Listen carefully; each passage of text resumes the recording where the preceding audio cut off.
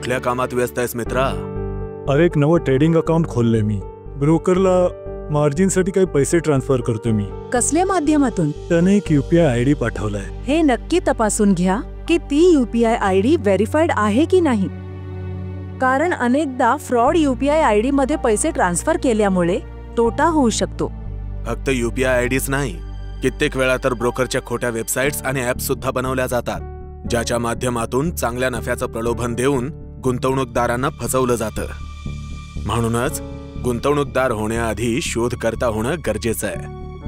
मला कसं माहित पडणार हा UPI ID व्हेरीफाईड आहे? वित्तीय बाजारात गुंतवणूकदारांसाठी UPI पेमेंट अधिक सुरक्षित करण्यासाठी सेबीने सर्व नोंदणीकृत इंटरमिडियरींना निर्देश दिले आहेत की त्यांनी आपल्या गुंतवणूकदारांना फक्त त्यांचं व्हेरीफाईड UPI ID द्यावं. त्यांच्या UPI ID वरून गुंतवणूकदारांना कळलं पाहिजे की ते कोणत्या प्रकारचे फायनान्शियल इंटरमिडियरी आहेत. जसं की इंटरमिडियरी ID मध्ये नावानंतर BRK किंवा MF असेल तर स्पष्टपणे कळेल की ते ब्रोकर आहेत किंवा म्युच्युअल फंड.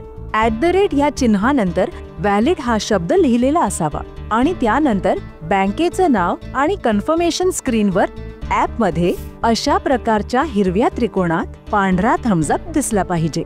ही सुरक्षित आणि व्हेरीफाईड असल्याची खूण आहे.